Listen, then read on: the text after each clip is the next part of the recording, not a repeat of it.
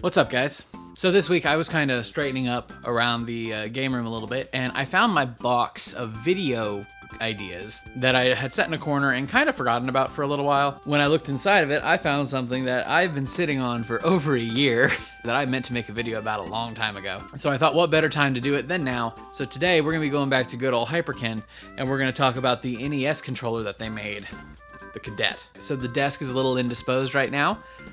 So I'm going to set up the camera here at the couch, and I'm going to show you guys the unboxing of this guy, show you what you get in the package. It's not much, so it's not too much we need to talk about. And then we're going to compare it to an original NES controller and see if something like this is actually worth your time. So, let's do it.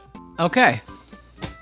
Let's do it. So I'm going to have to get a little creative with comparing this guy to an NES controller, because the only NES controller I have available to me at the moment is the one that I did the 8-bit wireless mod to a couple weeks back. So normally I compare the connectors.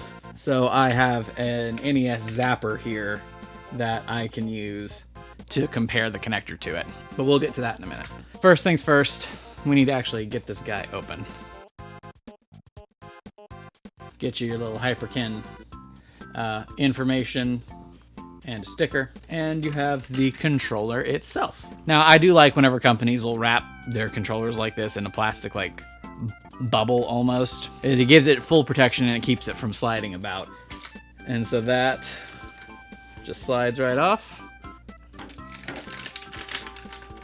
And we have our controller. Now, it does say on the box that it is a 10-foot cable, if it would focus, if the camera would focus right there. It does say that it is a 10-foot cable, so that's always good, because if you don't do a wireless mod, then you're going to want some reach to actually be able to play your games from wherever you might be set up to sit. Now, the first thing I really notice about holding this guy is actually how much gentler it is on the hands. The NES controller is not exactly known to be the most comfortable thing, because, you know, it's just this flat plastic with fairly sharp edges and corners, especially the corners. Like, it's not a sharp point, but just look at that guy. And the Hyperkin controller does a good job of kind of mitigating that a little bit. The fillets on the corners here are a lot more gradual, so it doesn't cut into your hand near as much. As well as it has these chamfers on the front corners, or bottom corners, the corners that are actually like into your grip, that solve one of the bigger problems of the NES controller, and that's when you're holding it, these corners here would tend to dig into your hands, especially if you get like into a really intense session and you're really gripping the controller tight. These would really kind of poke in and start to hurt after a little bit. Whereas this doesn't have that, so it just is a flat spot for like the meat of your thumb to rest on. And that could be seen as a downside too, because if you're holding this and it gives something it actually digs into your hand, but it also keeps it from moving, so you know exactly where the controller is going to be set. And sometimes if you change that, it makes things feel a little different, because when the controller's set here, my thumbs are a lot further up on the controller than they are when it's set here, you know? Let's get this guy out, and we'll give you an idea of how long this guy actually is. We got it here.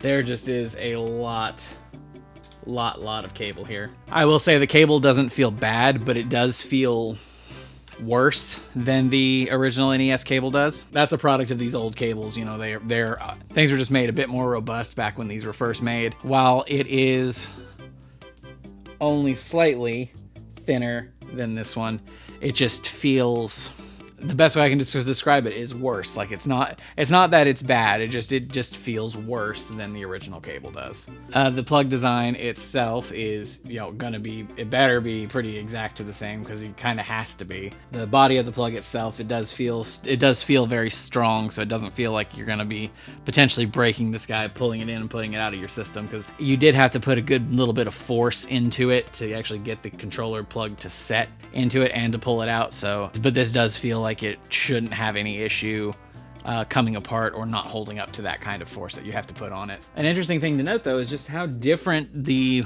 plugs on the inside of this guy look. The internal holes look to be about the same, but the Hyperkin's like pins here, the plastic around them is significantly smaller, so hopefully that doesn't cause an issue. It definitely won't cause an issue going into the system, but it might just be like a longevity thing. Like, that might not hold up as long as these have, because, you know, this plug is 40 years old and it's still going strong. Only time will tell if this is actually going to hold up like these have, but I don't see any reason why it wouldn't. The controller itself, it does feel a little different as far as like material goes. Like this is a glossy plastic that is very thick. It doesn't have a lot of give to it. This, while also thick and doesn't have a lot of give to it, they went with more of a matte finish on this guy. Your hands don't grip the Hyperkin controller as well as it does on the original NES controller. The matte finish just gives it a bit more slickness to it. Your fingers don't want to stick to it like it does to the OEM controller here. But in a means to kind of help mitigate that potential grip issue, they gave it an ass. The Hyperkin controller has these bump outs on the back side of it, something for your fingers to kind of wrap around just a little bit, and just something for you to hold on to make it a little easier to actually keep a hold of this dang thing.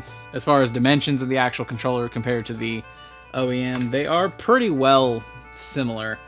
As you can see, the thickness of the controller is basically the same aside from accounting for the butt cheek here. And the height of the controller is pretty much exactly the same, as is the length here. So if you're used to playing with something like this, this is not going to feel big or small in the hand. This feels just about like an NES controller is supposed to. Button feel is something to always consider when you're talking about controllers, and it's hard to compare controller feel because the membranes on this guy are, again, 40 years old. I've never replaced them, and this is one of the controllers that came with the system when my dad bought it way back when. So the membranes are not exactly as stiff as you'd want them to be, but they still feel like an NES controller is supposed to. And these just feel like fresh membranes. Like, this is exactly what I would expect a D-pad membrane or a button membranes to feel like if they were new.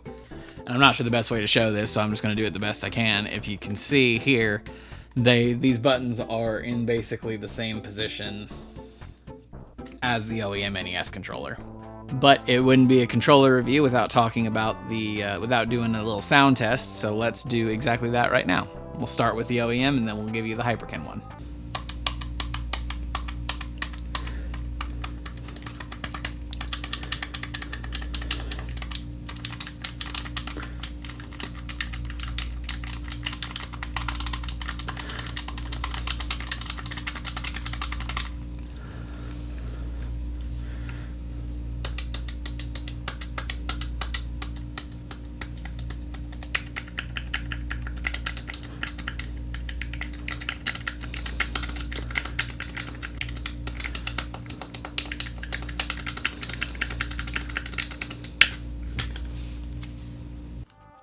And what kind of video would this be if I didn't actually give you some footage of it in use? So we've got the guy here, as you can see, it is plugged, the one that's plugged in.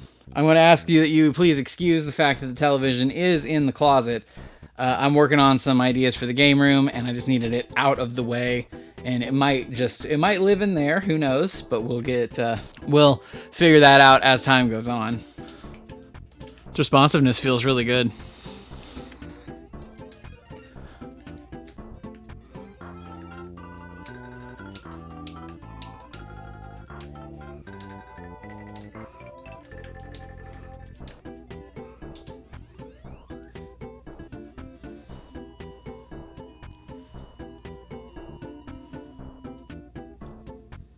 So yeah, I kind of like this thing. Now, I will fully admit that this is going to be a kind of hard sell because of its price. Right now on Amazon, this guy's a little over $15.